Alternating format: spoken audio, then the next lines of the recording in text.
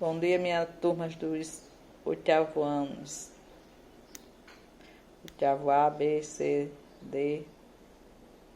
Mais uma vez vamos dar continuidade nas nossas aulas. E hoje nós vamos ver o luthier e suas criações maravilhosas. No caso, artesanato musical. Você sabe o que é um luthier? Então, são as pessoas, a pessoa que inventa ou constrói instrumentos musicais. Então, é esse nome que nós damos de luthier. Originalmente, a palavra luthier era utilizada apenas para se referir a quem construía e consertava instrumentos de cordas. Hoje em dia, quem constrói, conserta e inventa todo tipo de instrumento é considerado um luthier. Alguns constroem instrumentos estranhos, muitos criativos, utilizando todo tipo de material. No caso de sucata, elementos da natureza, brinquedos, utensílios de cozinha. No passado, luthiers ficaram famosos por criar instrumentos personalizados. A família Stradivari ficou muito conhecida durante os séculos 17 e 18. Dessa família de mestres do artesanato da música, o luthier Antônio Stradivari, em 1644 a 1737, marcou história.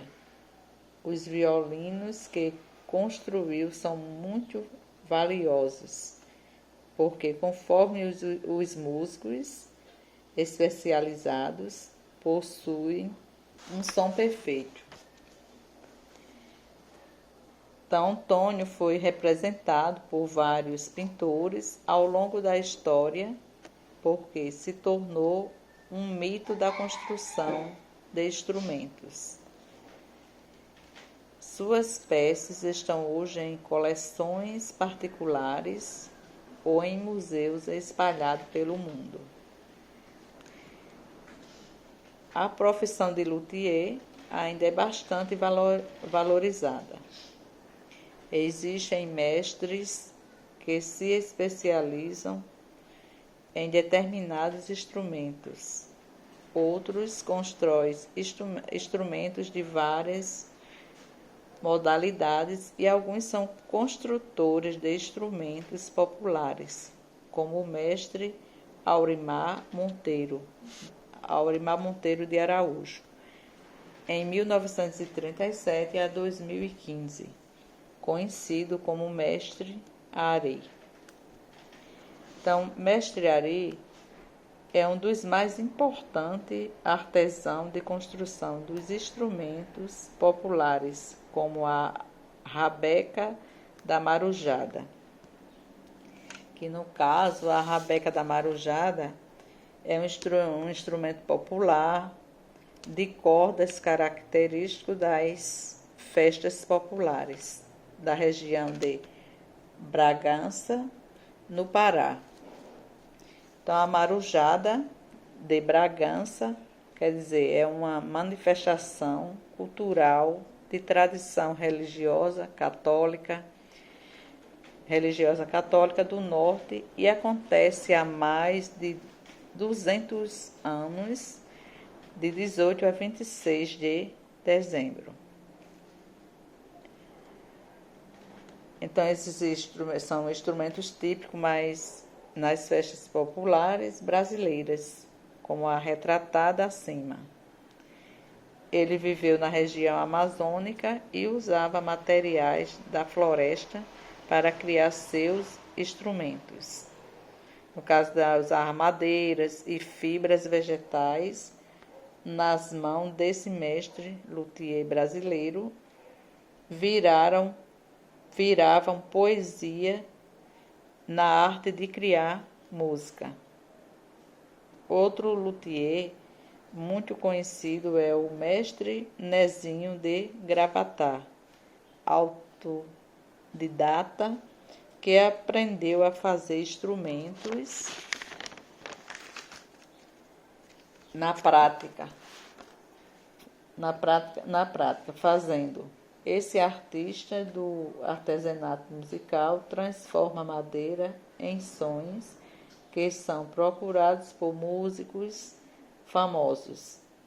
É mestre em construir violas e violões. Um luthier, além de saber construir instrumentos, também precisa desenvolver um ouvido sensível, que saiba afinar as notas para conceder os objetos sonoros que tanto têm fascinado as pessoas ao longo da história. Então, no caso, nós temos som, natureza e cultura. Será que um dia as pessoas ouviram o som do vento e desejaram reproduzi-lo? Será que foi por isso que criaram flautas e outros instrumentos de sopro? Existem apitos que imitam o canto dos pássaros.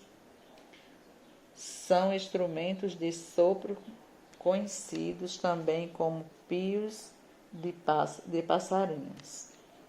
Então, esses instrumentos são usados por ecologistas que pesquisam sobre os pássaros e por músicos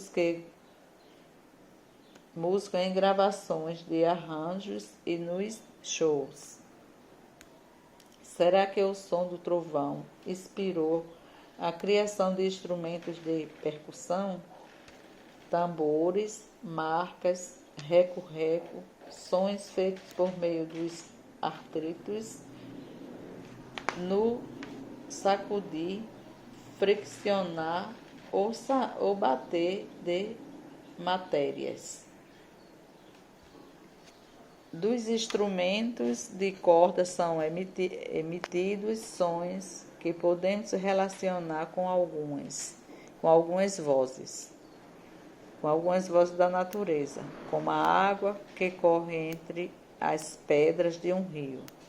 São possibilidades imaginativas de como os sons naturais podem ter inspirado as pessoas a criar instrumentos. O som do vento, o cantar das cigarras, os berros do arara, o som do andar sossegado do jabuti e de outro bicho qualquer sobre as folhas secas que caem no solo da mata.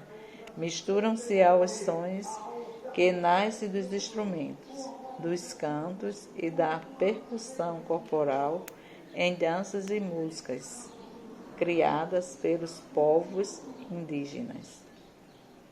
É a paisagem sonora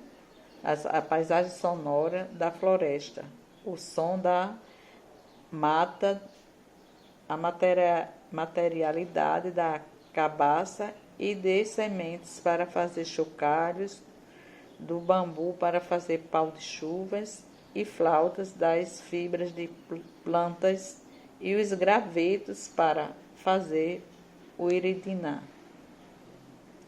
Então, o iridinã, ele é um instrumento musical feito apenas por comunidade indígena brasileira, o povo Icolém Gavião de Rondônia, que se comunica em uma língua própria, nascida do tronco linguístico tupi. Então, como nós falamos da paisagem sonora, essa paisagem se refere ao ambiente e aos sons de cada lugar. Podemos também perceber paisagem sonora urbana, do campo, ou seja, campestre. da floresta, da praia, entre outras. Hoje essas sonoridades específicas são exploradas na música, no cinema, na televisão, nos rádios, na internet e também em outras mídias. Então, tudo isso existe na paisagem sonora.